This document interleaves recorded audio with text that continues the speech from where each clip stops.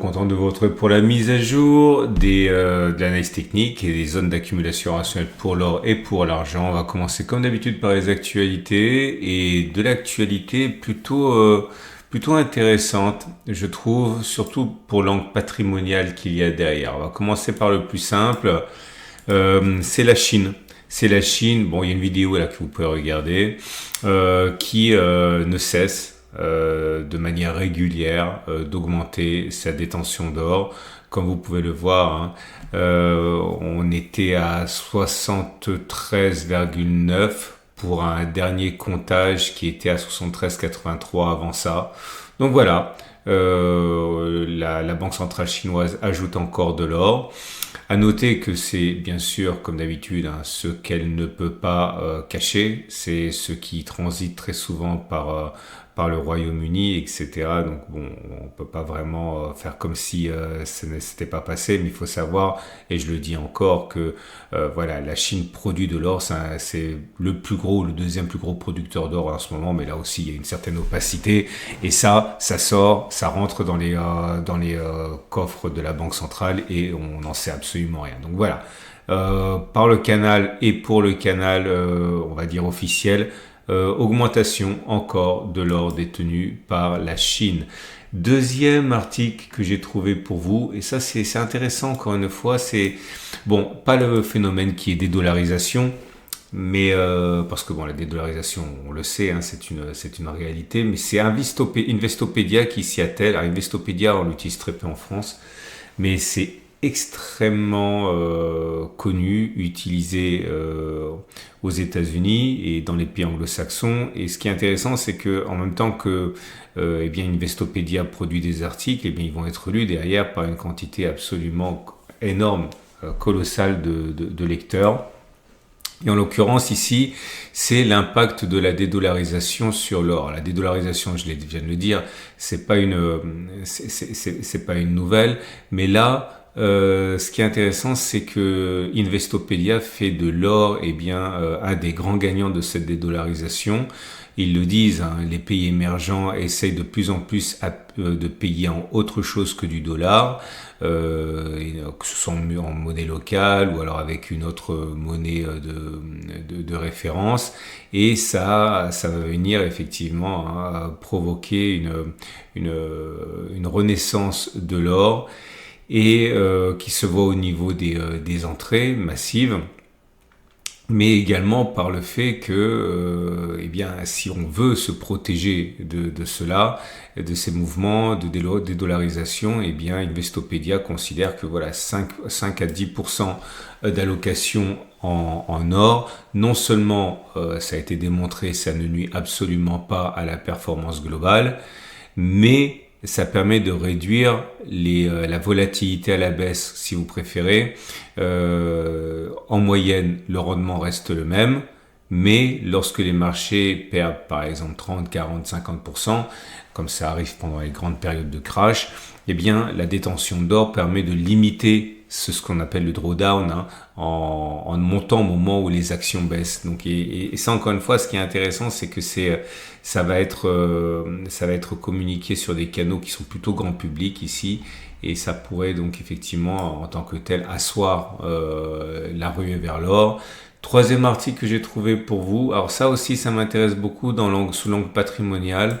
Je dis que c'est essentiellement ce qui m'intéresse aujourd'hui, c'est le comportement des Hongkongais. Alors les Hongkongais sont pas les Chinois, même si ça fait partie de la Chine, les Hongkongais sont encore moins les Européens, mais ça montre quand même comment ils agissent lorsqu'ils sont, on va dire, plutôt aisés, c'est-à-dire l'étude a été faite sur des Hongkongais qui possédaient entre 100 000 et 2 millions de dollars en épargne financière, juste financière, c'est-à-dire hors logement.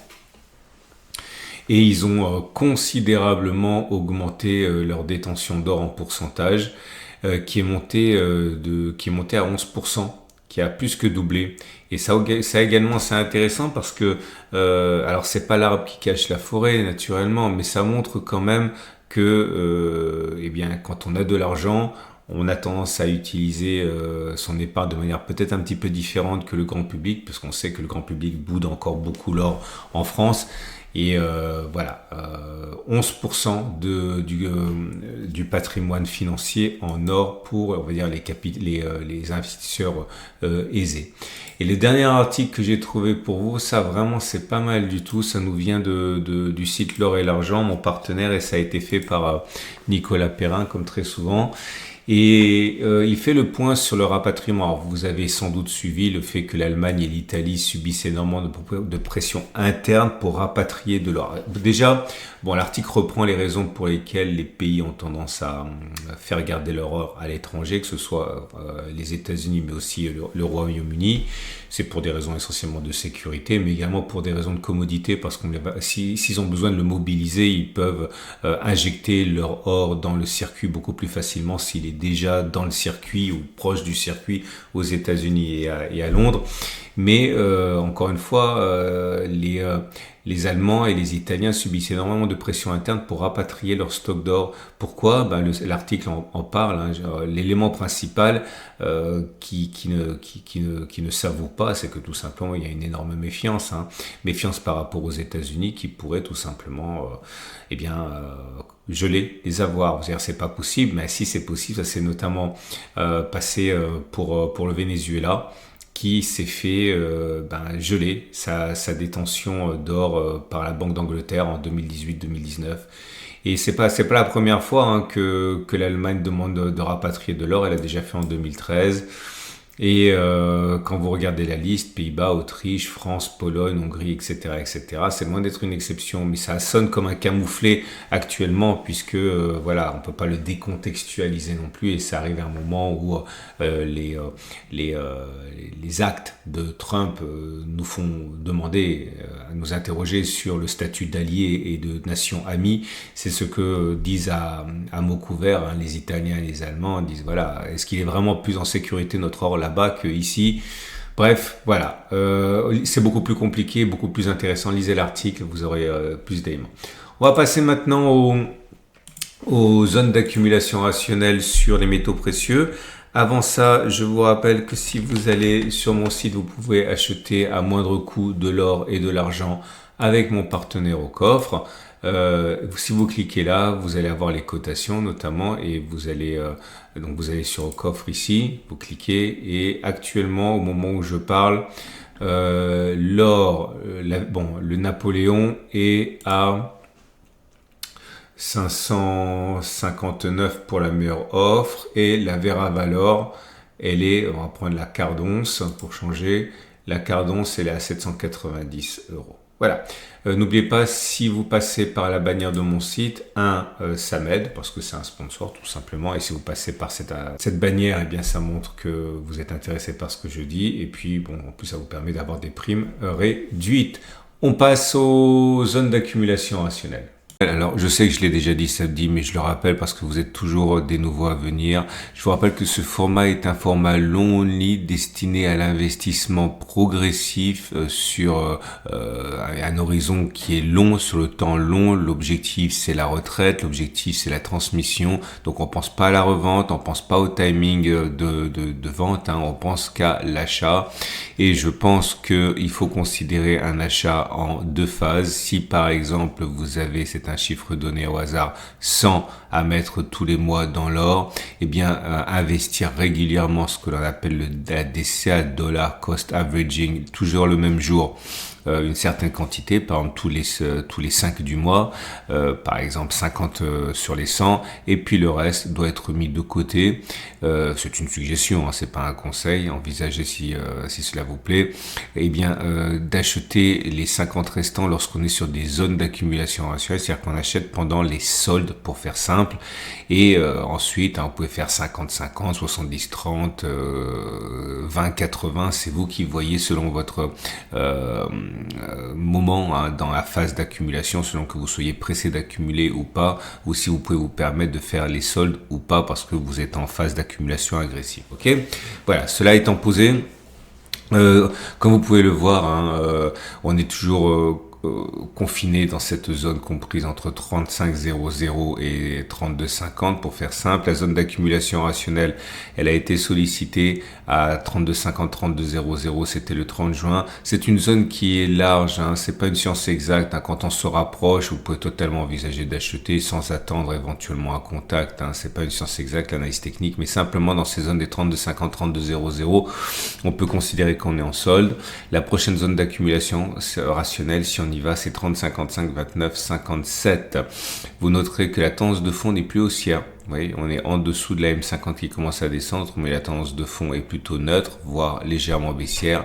La tendance de long terme, elle est haussière, puisque la M200 monte.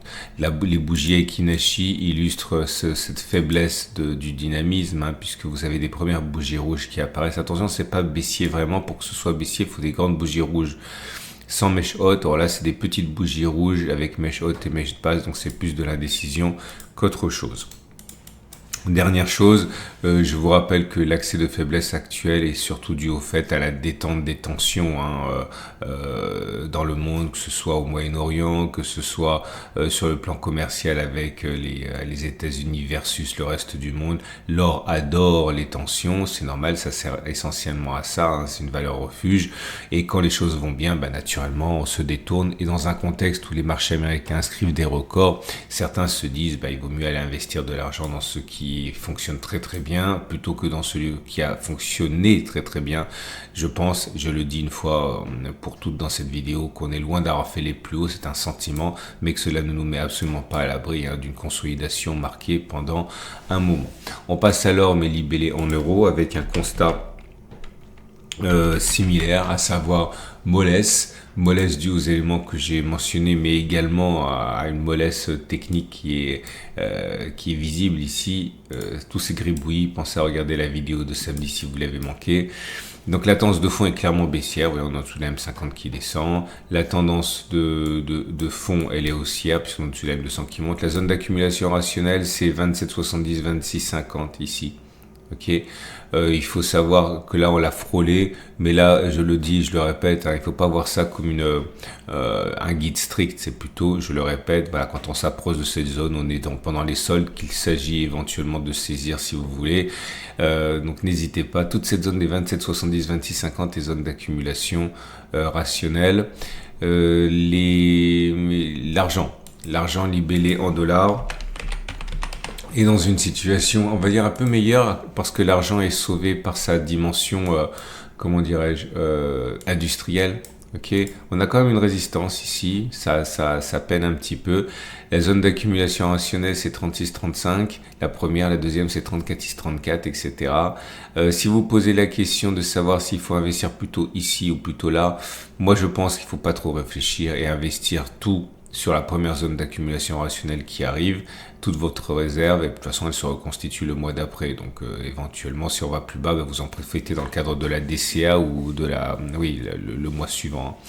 En tout cas, la tendance de fond là par contre elle est clairement haussière pour l'instant, la tendance de long terme aussi. Et pour l'argent libellé en euros, vous êtes toujours dans une situation flatteuse, hein, par rapport à l'or, avec des cours au-dessus de la M50, au-dessus de la M200. Je me tâte, pour tracer notre zone d'accumulation rationnelle ici. J'ai pas envie. Pour l'instant, c'est pas très solide, c'est pas très visible. Je la laisse pour l'instant à 30-29. Ok. Et puis si on baisse et qu'on va chercher cette zone encore, éventuellement, je me raviserai. Mais pour l'instant, je laisse le graphe ainsi. Voilà. Je ne sais comment vous remercier pour tous les gentils messages que vous laissez sous mes vidéos. Malheureusement, je passe assez vite. Je remercie, mais sachez que ça me touche profondément. Vous n'avez pas à venir me voir. Si vous le faites, c'est parce que vous accordez du crédit à ce que je vous propose. Encore une fois, ça me touche beaucoup. Je vous souhaite une excellente journée. Ce format est mis à jour 2 fois par semaine, le mercredi et le samedi. N'hésitez pas à vous abonner pour ne pas louper les mises à jour. N'hésitez pas à aller sur mon site pour aller découvrir les articles que j'ai mentionnés.